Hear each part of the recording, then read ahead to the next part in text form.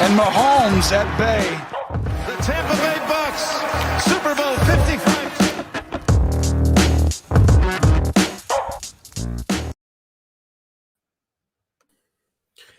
Hello and welcome to a Friday night banter, Bucs Banter that is, and I'm your host, Colin Hallboom, and nothing I'd rather be doing right now than talking some Tampa Bay Buccaneers football, as well as some other various NFL football topics. I am joined by my compadre, Bo Dan Yard. Bo, what's good, man? Feeling good, man. How are you? I'm doing well, brother. I'm doing well. You have a good weekend? Good week, sorry. I guess it's Friday. I'm thrown off. I had a pretty good week, still working from home, so that's always nice, but yeah, pretty good. What about you? Better for the podcast as well. Exactly. Much better for the timing of the podcast. For sure, man. No, my week was good. Well, it wasn't the best, actually. I had a pretty gnarly cold. Wasn't COVID, got the test and everything to prove it. But regardless, I was kind of out of commission, and that's why we didn't do our Monday evening usual Bucs Banter show here live on Bucs Report. So I do have a couple thoughts just related, some observations, some notes I took down following that Rams loss. Obviously, the Buccaneers had won 10 straight before they got pretty well handled in every aspect of the game by the Rams. And one thing was on my mind is that just the fact that Sean McVay really owned Todd Bowles that entire game. And that was a matchup that we talked about heading into it. And I was really curious to see, I just kind of expected Bowles to redeem himself a little bit. Obviously, I'm well aware of all the injuries that the secondary is experiencing. That's an issue. But there were a few things that he did that I didn't love. He didn't really adjust when Jamel Dean went down with the injury, and he kind of left D. Delaney and Ross Cockrell on an island there. And McVay has really dominated his matchups with the Bucs, putting up insane numbers against the Bucs D every time they've met during this current regime. So, just something to keep an eye on. But the biggest problem, aside, like, the secondary's banged up. So the Buccaneers are letting up historic numbers of passing yards against them. But to me, they're just unable to generate enough pressure right now. And I'm just asking myself, is this a product of the front four not winning their battles? Is Bowles not calling enough blitzes? What's going on? The Bucs have 3 sacks through their first 3 games, which is last in the NFL. They had 11 at this point last season, for reference. They need more from Shaq Barrett coming off the edge. He signed a big deal. He was talking a lot of talk coming into the season. I expect Shaq Barrett to turn around. I'm not trying to rip on Shaq Barrett. Yeah.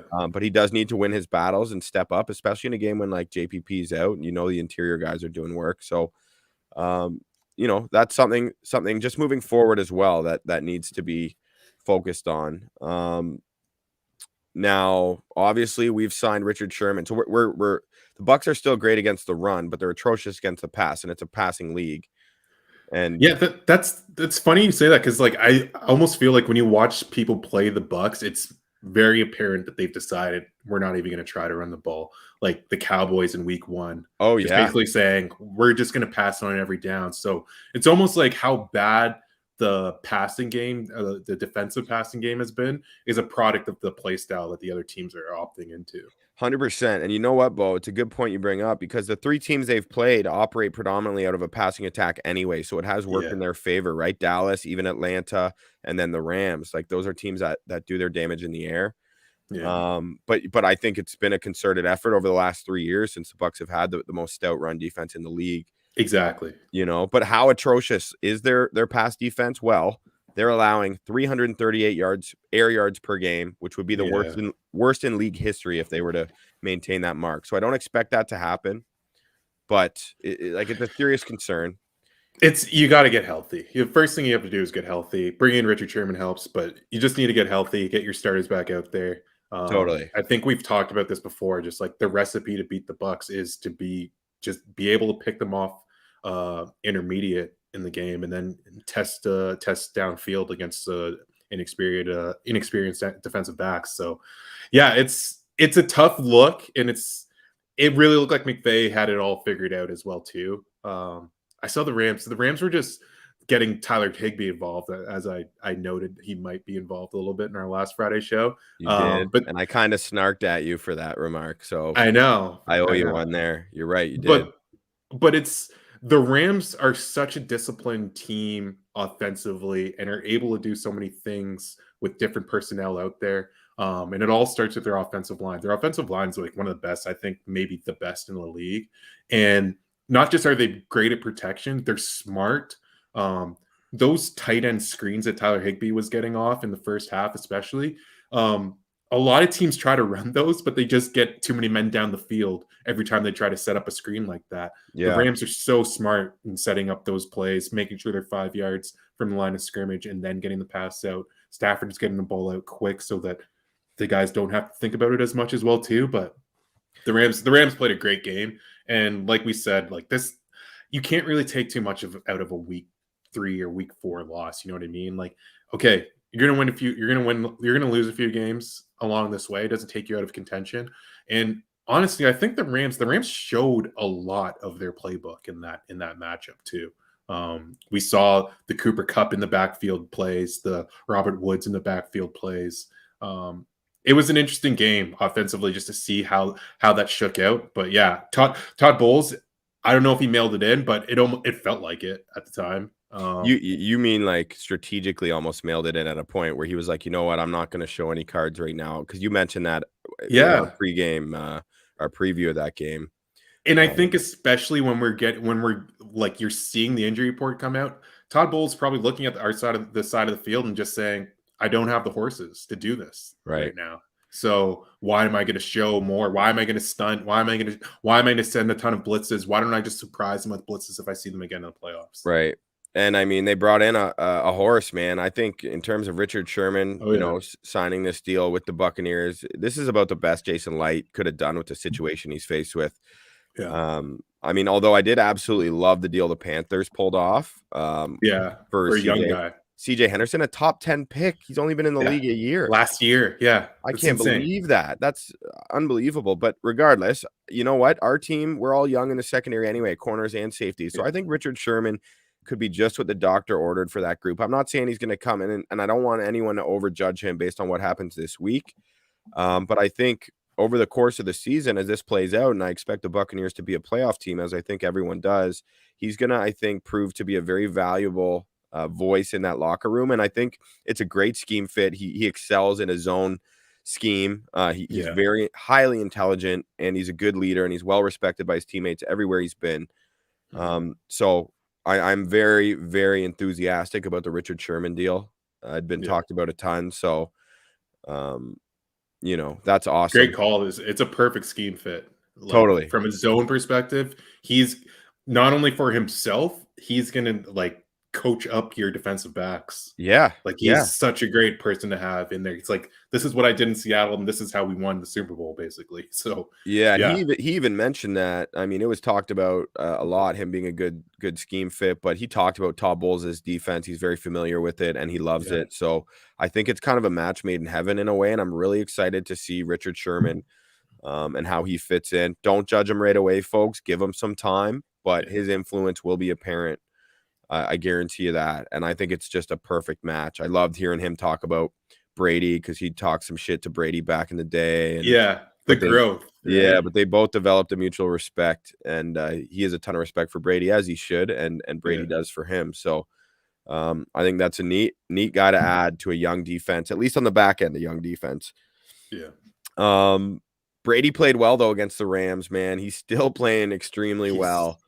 The arm talent, and I think I've said it a few weeks now. I just don't think there's going to be a cliff ever for Brady. He's going to retire the guy that he is right now. And it's just going to be a matter of how long he wants to play, because the arm talent is, if not better than it was when he was in New England, honestly. Yeah, it looks that way. I mean, maybe just because Bruce's offense involves stretching the field so much more. So he's given a chance to show it off, but it does appear that way. And I mean, against the Rams, that pocket seemed to be collapsing quicker than he's used to, but he still managed to make accurate passes into tight windows under duress without forcing the issue. He's just incredible. It's something to marvel at, really. Yeah, he's getting the ball so fast too. It's almost like it just frustrates the guys like Aaron Donald when you know he's going to get there, but he just needs a second longer every time, and Brady's aware of it, so he's getting the ball about that much faster. It's unbelievable. So smart, so smart. Yeah. And you know what? I'm a guy who's gotta acknowledge this. I have to be the one to say it, because I've just been such a tireless, diehard, blind Devin White supporter. And I believe he deserves every bit of that. And I marvel at what he's capable of and how he played last year. But he is not playing under control right now, which he managed to do last year while still playing at full speed. He was always under control.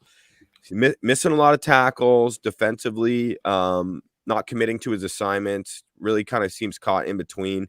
So I don't know what's going on with Devin. I know he's going to have a blow up game soon and figure it out, but I hope it happens sooner than later.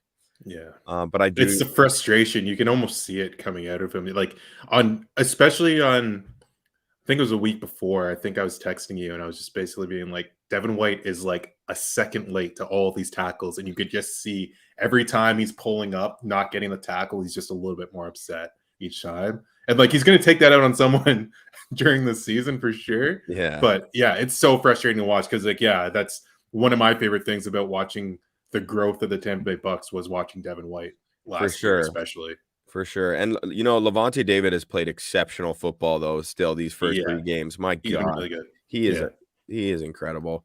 Well, yeah, that's about all I wanted to just kind of summarize some issues that I think need to be corrected at some point, whether it happens this week or more gradually. Anything offensively, though? Yeah. Offensively, the Buccaneers need to establish some sort of a run game, man. And I know, I was really belaboring the fact they need to commit more to the pass and not be forced to run on first down all the time and use play action. But again, at some point, you still need to have some sort of run game in order to open up the passing offense. And there's too much inconsistency and a lack of commitment to the run game, and it's starting to burn them. It is. It really is. And it's almost a product of them not figuring out who they want to go with. It's almost like Gio is like, I think Gio is really good for the team, but him coming down on third down, it's almost throwing everybody else out of rhythm. Like Gio's unaffected by it, but I think Lenny's a little bit frustrated by it. Obviously, Rojo, we've talked about all the struggles we've seen from him. How did he play? Like I can't even remember. How did he play? I think he had like Sunday? 11 yards on 5 carries. I mean, the O-line wasn't playing how I expected. Bruce tried to say that Rojo ran the ball well, and that's, I think, the point a lot of Buccaneers fans were kind of like, okay, Bruce. Yeah, really. When do we believe what you say at this point? I mean, come on, dude. Just don't say anything, or like you don't got to completely BS us, BA. Yeah, so one of those running backs needs to step up. Gio Bernard had a great game. Yeah, he was good. But he's out this week, unfortunately. So I'll summarize. Oh, wow. Yeah, so in terms of injuries heading into this Brady's return, Brady and Gronk's return to Foxborough, Bernard is out with the knee. Jamel Dean is out with a knee, which is another brutal hit, right? Yeah. Two of our 3 starting corners are now out. Scotty Miller's out with turf toe. He got sent to the IR. Must be a bad case of turf toe, and that's what they described it as. Really bad. Not a huge issue with AB coming back. But regardless, hopefully Scotty gets well soon. Came out today that Gronk is doubtful. I saw that. Yeah, we'll see what happens there. I mean, Gronk wants to play in this game. Like everyone talks about TB12, and obviously that's the predominant narrative going on right now. But Gronk somebody's got to catch it, right? Yeah. Well, and just Gronk wants to spike one in that end zone. So yeah, it's a nice homecoming too, right? Like he just ran that town, right? Like you just assume that he just absolutely ran that town when he was there. He did. He ran the colleges, all those universities and colleges. Exactly. The whole Northeast. I'm sure that he just wants to come back, like exactly do a Gronk spike and go out that night and just be like, yeah, we killed you guys 35-17. And I'm having the time of my life in Boston again. No doubt. Clam chowder on the house. Yeah, exactly. Yeah, man. And you better than me?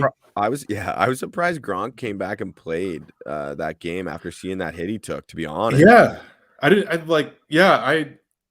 You could kind of feel the ribs break when he took that hit, right? Oh, it looked horrible. And we've seen Gronk take so many horrible hits too, but that one sticks out. And he was in pain. Mm-hmm. Oh, we took a drink at the same time. Yeah, it's good for the podcast. It is. I'll get IT to edit that out actually. So don't Okay. worry about that. Nice. Yeah. Johnny, JPP is questionable. Like this injury, I think it's his shoulder. I thought it was his knee or his ankle. I think it's his shoulder. So he's questionable, but it's been very quiet on what's going on there. But he's such a warrior. Like Bruce was talking about today. Like he's been like a partial participant, and like he says he's going to play. So that would be big. I think I probably didn't recognize quite the extent of power and motivational power JPP holds in that locker room. He seems to be so well respected. The more you He's a leader. hear his players, teammates talk about him, you know what I mean? So I think JPP's value, I kind of scoffed my head or raised my eyebrows when I saw on the players top 100 that he was like 20 spots ahead of Shaq Barrett, because that's just not what I've seen. But I think so many guys know JPP and respect who he is and how he impacts a locker room. I think that could be part of it as well. I think he's one of those guys where you're just in the locker room with him and he just elicits so much confidence, right? From his teammates. A guy that's seen absolutely everything, and a guy that the media is totally, at one point, completely wrote off when he went through the whole thing with his fireworks and losing the parts with part of his hand and part of his fingers.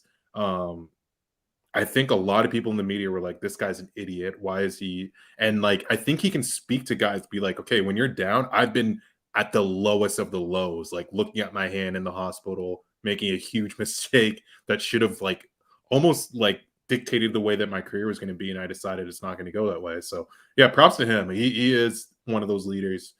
You could tell from, even I watched a ton of the training camp pressers because of when we were getting ready, and I was just starved for football for the pod. But yeah, you can tell he is a leader of that locker room and one of the guys that's probably the most respected on that side of the ball, at least. For sure. Yeah. So I mean, in terms of and Jaden Mickens is coming back, so that's big for the kick return game. I know Darden got a little action. I think it's kind of tough for him. Like it seems like this year he's not going to be as involved as a lot of Bucs fans had hoped. But that's okay. I feel really good about Jaden Mickens in terms of both his punt and kick returns this year so far. So I'm happy to have him back. I would assume he will resume duties as the primary return man. But nice to know Darden's there as well. If not, I'd like to see Darden get a more realistic shot at some point. Tough to start your career off with that. But in terms of this game, though, Bo, like Bucs Pats, like this is the talk of the town, as it should be. Tom Brady is 21 years older than the opposing quarterback who he's playing, which is like the biggest age disparity in the history of football. I mean, there's going to be these every week about just like something in the history related to Tom Brady's age, but I'm kind of excited. I feel like Brady wants this one so bad. I know everyone knows, like, even just the comparisons from Mac Jones being the next Brady, I think Tom would love to just kind of shove that right up Bill and Mac Jones's backside. You know what I'm saying? So don't you think the Pats want this just as badly?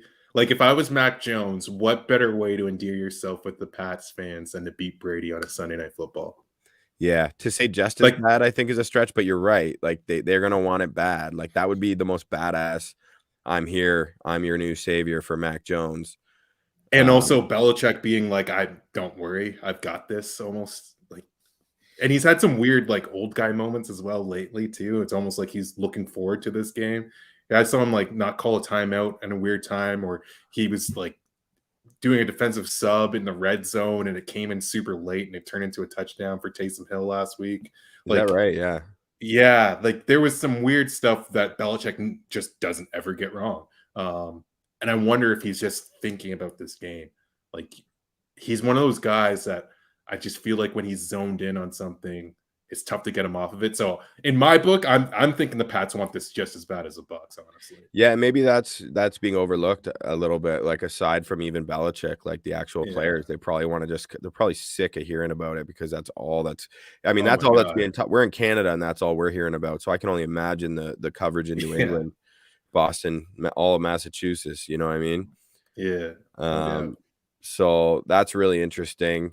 A couple, like, something I noticed, the Pats are actually second in the NFL against the pass. Oh, wow. and 22nd against the run. So, like, their pass defense, I would have thought that would be flipped, honestly, because I think of them having like a great front. especially with Gilmore being out, right? But Yeah.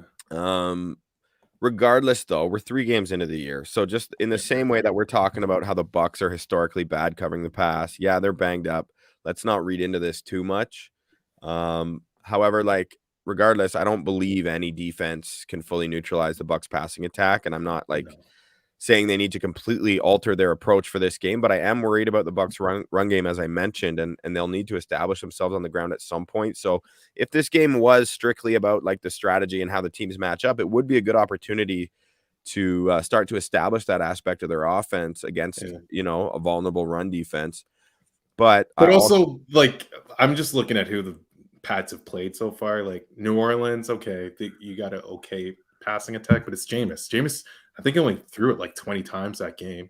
And then the Jets and the Dolphins. So they haven't really played anyone with the firepower that they're about to see this week. Of course. And that's why I said take it with a grain of salt. But that is just like what the numbers read at this point. So they have performed well against the pass. But regardless, they're giving up a lot of yards on the ground, like 120 plus yards. So that's something they're susceptible to. But again, I think the Bucs are going to be ultra aggressive this game, and I think Brady is going to be treating this like a Super Bowl game. Like, I think he's going to want to attack them in the air regardless. He knows those DBs can't match up with his new toys out here in Tampa. This is the ultimate no risk it, no biscuit game to me. Yeah. I wish Scotty Miller was playing, honestly, because I just think of that halftime with the Packers game of just Brady being like, fuck it, Scotty's somewhere down there. For sure. Which was amazing. Yeah. He did it against the Raiders to Scotty too. And just an absolute window dressing. Dropped it in there like a raindrop into an eyeball. Looking up. The optometrist. There's a new analogy for you folks. Drew Pagones on Facebook. His comment was regards to the Pats. He's saying, look who they played against. Totally, Drew. That's what we're saying. We're with you, buddy. You're right. Just felt it was still worth mentioning that at this point of the year, that is their strength, regardless of who they've played against. But you are not wrong, sir. We do agree with you. Benny Sokoloskis, 48 more yards. Chris Godwin needs to pass Keyshawn Johnson for 7th place all-time in Buccaneer receiving yards. That is impressive, and I was not aware of that. Thanks for bringing that up, Benny. Godwin already approaching Keyshawn, and that's a player who's well respected in the Tampa Bay area. Godwin has also won a Super Bowl in Tampa, so my goodness, he is quickly ascending the ranks of the all-time greats at that position. Happens to be here at the same time as the all-time greatest receiver in Buccaneers history, which of course is Mike Evans. Happy to watch those two boys and have AB back this week, man. I'm excited to watch. Like, they're also coming off a tough loss. Like, this team is going to be hungry. Bruce said today that they had some of their best practices in a while. William Golston was talking about how sharp it seemed, like, mentally. So I love to see that. Drew Pagones on Facebook also says our linebackers need to step up this game. Look for White and David to have a big game. As we said earlier, Drew, not sure if you just hopped on, but we were talking a fair bit about White and David. Lamonte David's just been balling out this year so far, whereas Devin White has struggled. He has not played how we expect. I would love to see him get back on the horse, pun intended. It's also because we just want to see Devin White excel and like be successful too, right? I was excited for him to take another step from where he was last year, especially in the passing game. And it doesn't seem like it's gonna be this year, the way that it started out so far. But he has all the tools, and like we said, like he's gonna take it out on someone at some point this season. Yeah, I still think we'll see some improvement from him in that area this year. It's just, but you're right. Like, so far, it is not trending in that direction. I have to agree with you on that. And yeah, two different coaching philosophies as well, just like Bruce Arians, and Bill Belichick. So I'm excited to see this game from a number of different angles. Yeah, I can see if you're going to unleash it with Mac Jones, I don't know. I guess this is the defense to do it against. but I can't imagine he's going to have a ton of time back there. The Pats offensive line isn't awesome.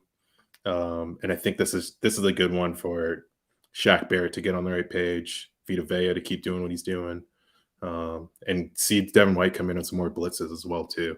I know that there's going to be a lot of 12 personnel out there with their two tight end targets who are not paying off from the big paychecks that they gave out this summer so far. Oh, I think that looks atrocious right now. Yeah, that's two of the worst tight end duos in the league right now, right? So I don't know. I'm assuming they're going to stick to that and keep going. Shout out to the guy last week who said Jacoby Myers over 5.5 catches, and we kind of laughed him off. Yeah, Jacoby Myers is balling. All right, I'll concede that, and we were incredibly off. So anything that we said, I hope you guys went the other way on that last week. But go ahead. Thank you for bringing that up. I wish I could remember whose name it was. It was someone. I know, me too. Some listener who was tuning in live. I think it was on YouTube. Said, "What do you guys think of Jacoby Myers over 4.5 receptions?" At a real juicy clip, and we were kind of like, "Man, we got better picks than that. We're not concerning ourselves with Jacoby Myers." Well, wasn't the best weekend for Bucs Banter on the betting side of things, but we had a good year, really good year last year, and we're going to stick to our process. Bodan and I, we love our overs. We love our player props.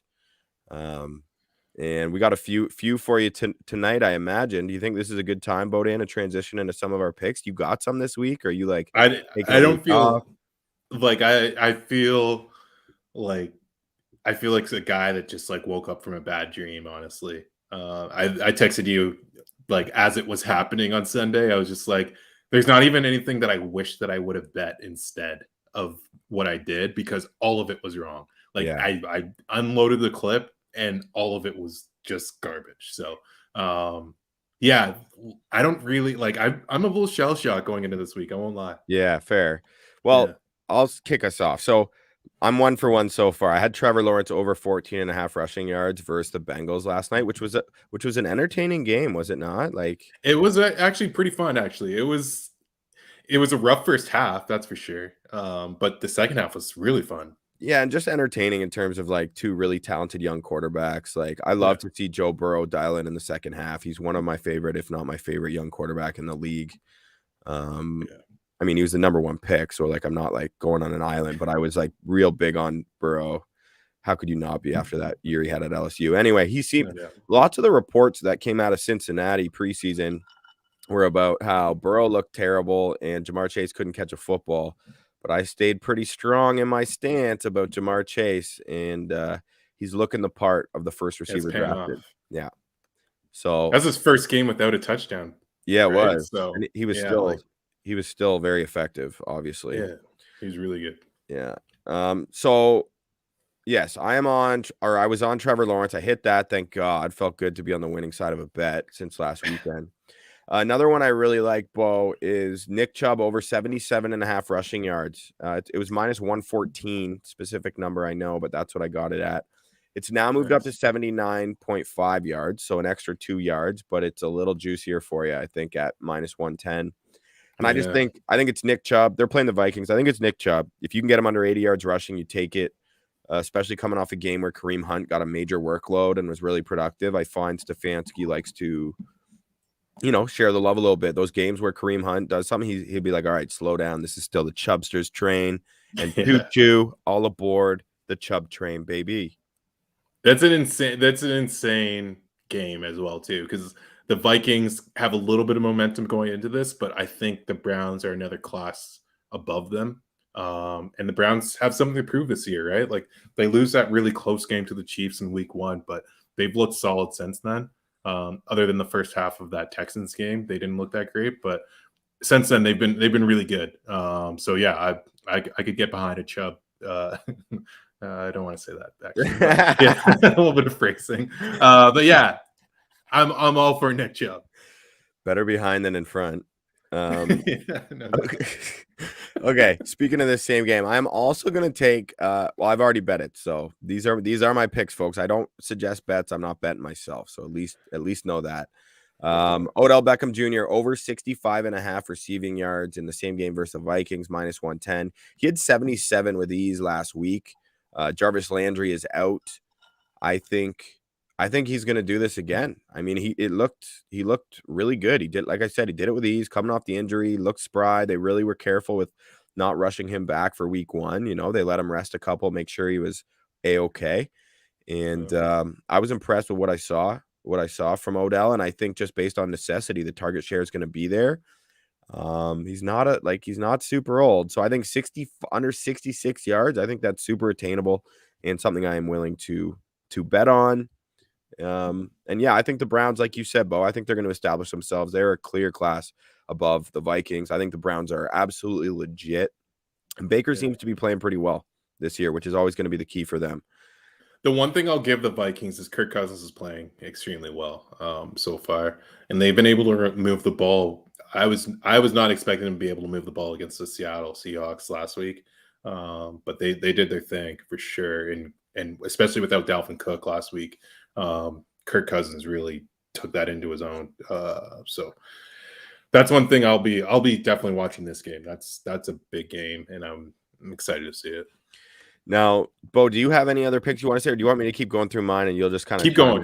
I Right. want to be. You don't got to force nothing. In the jury, yeah. Yeah, nice. I'm still a process, right? Like last year, we would just call each other on Sundays and do this, right? But it was to do it on Fridays. It's a little bit tougher for me now.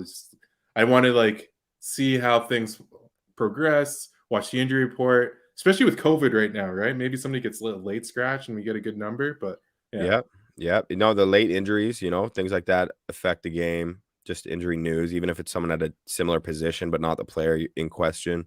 Exactly. I just don't want to force anything. I feel like almost not that I felt like I was forcing it last week. I felt great about all my picks last week. Right. But I just want to play it a little bit cooler this week. That's for sure. Yeah. Well, I gave out like 10 last week. I got 5 player props here as of now that I like. So here's my third. So I already hit Trevor Lawrence, but here I mentioned Nick Chubb, OBJ.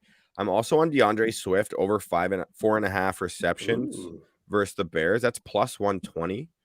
4.5. 4.5. He has 19 receptions through their first 3 games. Okay. And they're talking like the talk there. Dan Campbell has even said is he's going to be even more involved moving forward. So I just think they love him in the passing game. The Bears are stout up front, right? They're a problem. They've been balling out defensively. Quietly, they've been doing a really nice job. So I find that often can open it up for the running backs who catch the ball, you know, get them out in space a little bit. So I think for DeAndre Swift, I think it's a big part of his game, and I think it's going to become more so as the season progresses. So, are you going to watch any of that game? Well, I got a couple TVs that I set up, as you know. I know. So there's that's why I'm asking. On my Flickr. Yeah, I'll be tuning in a little bit for a couple possessions, at least the first few, see where we're at. 4.5, that's a lot of receptions for running back. It is. But 19 through 19 through 3 games, Bo. Yeah, that's still quite good. So, I mean, you know, I just think we'll see. Shit, we'll see, man. Ain't no lock, folks. Let me tell you that. but I'm betting it. Yeah. And then I'm also on Jalen Waddle over 47.5 receiving yards against the Colts. He's surpassed this number in all 3 games, and I think Brissett helps him compared to Tua for one. Yeah. I just think he's a more competent, accurate passer who's more comfortable running an NFL system. He's got a couple games under his belt now. And I think he has been looking at target Waddle a lot. So I think that actually helps him. Of course, Indy has a pretty solid pass D, but I still think that's a very modest number. Like I like that 47.5. He doesn't even need to have a big game to achieve that. And he's the type of player who hasn't really done it yet, but he could easily take a screen pass or a hitch pass the distance for one big chunk. So I like that one over the course of 4 quarters for Waddle to surpass 47.5 receiving yards. So I really like that. Good. Oh, I'm happy to hear that. Yeah. So for this weekend, I'm on Nick Chubb over 77.5 rushing yards. I am on OBJ in the same game versus the Vikings to surpass 65.5 receiving yards. I am on DeAndre Swift over 4.5 receptions versus the Bears. That is plus 120. Juicy, juicy. Not Minute Maid juicy, like Tropicana juicy. Fresh squeeze, baby. Jalen Waddle over 47.5 receiving yards versus the Colts. So as of now, that's what I got. But I'm saving a lot of ammo in the bank because Bodan, like you, I had a tough week last week, as we mentioned a few times now. We got nothing to hide here at Bucs Banter. No. We're gonna give it to you. We're gonna give it to you straight. So I'm gonna be keeping my eye on a lot of props on the in game because one of the only ones I won were guys I was watching. I was like, Travis Kelce's yards has dropped to 71.5, and it was only in the second quarter because they barely like had the ball because of those turnovers. So I bet that, and he almost got it within 3 minutes of betting it. And then the next thing I know, his over-under was 111. Yeah. So, guys like Kelce, I'm also very interested in Jonathan Taylor's rushing yards. It's around 70, hovering up and down. I think he's due for a breakout game, but I have bet on him and not been successful this year. So I want to see maybe if he has a quiet first drive and I can get it even lower, a little bit greedy. That's something I would jump on. But yeah, those are the 5 props that I have in play for this week so far. Yeah. Like I said, I think I'm looking at the props in game. I'm going to save quite a bit in the bank for the props in game for sure. I like the idea of the in-game bets for that Jonathan Taylor as well. And then also, trying to get a superstar at a discount is something that worked for us a ton last year as well too. So I like where your head's at with Kelce last week. So I do like some sides. I kind of love the Dolphins -2.5 against the Colts. I think the Colts, as much as you think that they're a good team, or we want to just keep on believing that they're a good team, and the AFC has a bunch of these good teams, I don't think the Colts are one of them. I think the Dolphins are a lot better than them for one, and defensively, I would be a little bit wary of Jonathan Taylor this week because I love the Dolphins against the run. But that's one that I'll be looking at for sure. If I could see if the Colts get an early score and get the Dolphins at plus points or plus on the money line, I'd be all over that. Also, I really like the Cowboys. I thought that they showed that they're one of the upper tier, one of the top tier offensive attacks in the league, and going up against the Panthers, who are missing JC Horn on the outside, CJ Henderson coming in, so they got a little bit of help coming in for that. But That'll take some time. That'll take some time. Exactly. You would think so. Yeah. But also, I almost like when those guys, because I, as a scorn Jags fan in the past, I remember when Jalen Ramsey got traded and immediately went up another level as soon as he got to the Rams. So I wonder if you're going to see the same thing happen with CJ Henderson. But for my bet, I'm hoping that doesn't happen because I would like to take the Cowboys and the Dolphins, maybe even in a parlay pregame. On the money line. Cowboys do look good, man. They're I think I was talking about in our chat, Dak Prescott has earned respect from anyone, and he deserves it from everyone. He's a legit top tier quarterback, man. As a passer, you know what I mean? He is poised, he is smart, he's a hell of a player, and he's got the weapons that he's using, Yeah. So and you're just never potent. out of a game with the Cowboys now. It never feels like any lead is insurmountable for them. So and this year will be the emergence of CeeDee Lamb. It already has been it really is. I still can't believe he was the 3rd receiver taken in the draft last year. That was a lunatic move by a number of teams. But anyway, I don't hate that. Favored by 4, Carolina looks solid, but and they're without Christian McCaffrey as well. Let's not forget that. So that's a lot riding on Edmonton, Alberta's finest, Chuba Hubbard, to step into a big spot. And the Cowboys D has made plays. Michael Parsons might be a defensive end. Yeah, he could be either. He's got those Devin White traits, like insane speed and strength and good instincts. And Trayvon Diggs looks fantastic. Dude's out there making plays, man. He could be the best corner in that draft as well. Trayvon Diggs did look really good. I think you're playing against an Eagles team that's I don't know. I think they kind of exposed Jalen Hurts last week. But yeah, I loved what I saw from that Cowboys defense last week on Monday night or whenever it was. They look good. No Dexter Lawrence hurts a bit, for Yeah. sure. But yeah, I mean, in terms of bets, I got a little parlay, but like it's just a money line parlay. It's nothing sexy. 6-teamer. I got the Bengals who hit. I got the Browns over the Vikings, Bills at home over the Texans, Chiefs over the Eagles, Titans over the Jets, and Packers over the Steelers. So nothing crazy. I We do do. kind of like. I Go do ahead. kind of like. Sorry.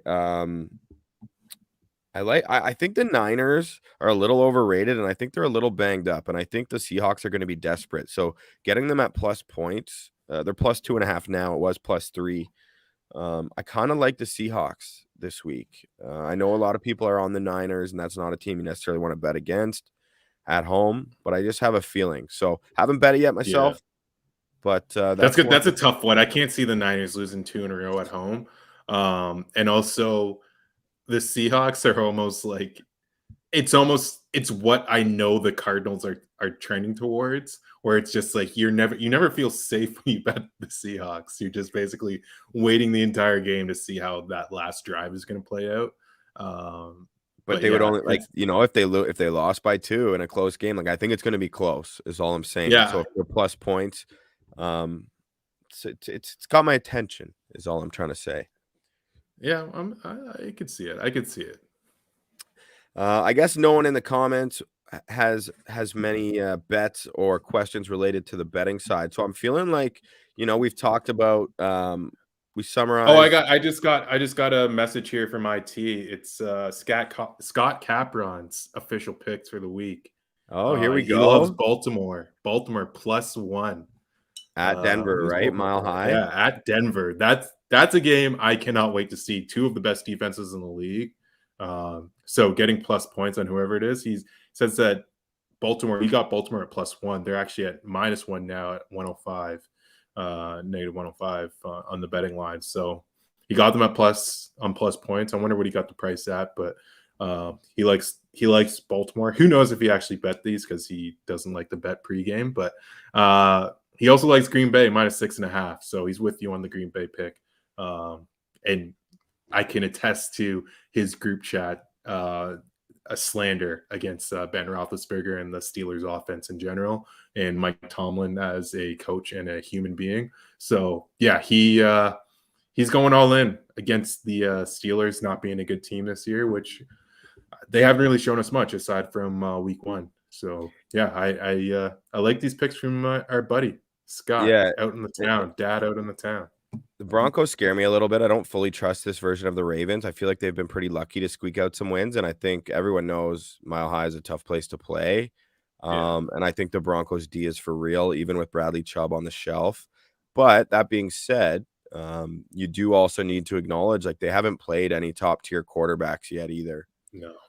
And that's always very important to consider. So we'll find out if they're for real or not this week playing against Lamar. We'll see what happens. Lamar's playing like a lot of people would say, like Lamar, is he a top tier quarterback? He's playing, if you want to look at the numbers, he's playing like a top tier quarterback.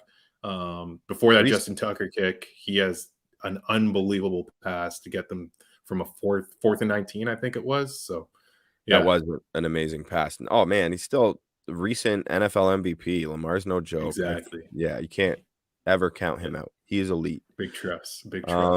Any other picks or anything else you want to get off your chest before we head into the weekend here, Bo? No, let's get up out of here, man. I will if you want to see my picks, I'll probably post them on Twitter. If you want to come follow me at Bo Knows Ball, it's right in the corner right over there. Yeah, I'll be in touch over this weekend. I think maybe we need to have our old Sunday conglomerate talk of just what are we looking at going into these get back to the roots. Get back to what got us here. Trust the process. No doubt. And while you're at it, follow Bucs Banter on Twitter if you aren't already. And of course, more importantly, head over to our YouTube channel, Bucs Banter. Please subscribe. We really appreciate the support. It goes a long way. And thank you for those of you who joined us live this evening for this Friday night banter episode. Happy to be broadcasting live on Bucs Report as we do every Monday night at 7 p.m. And we will be doing that next week. So look forward to catching up with you. We'll review some of our picks, and we will certainly be talking lots about Tom Brady's return to Foxborough, Rob Gronkowski's return to Foxborough, and just the Super Bowl champs facing off against a team led by a young quarterback with the New England Patriots and Mac Jones. So thanks for listening, folks. Appreciate you, and have a good weekend, everyone. Peace.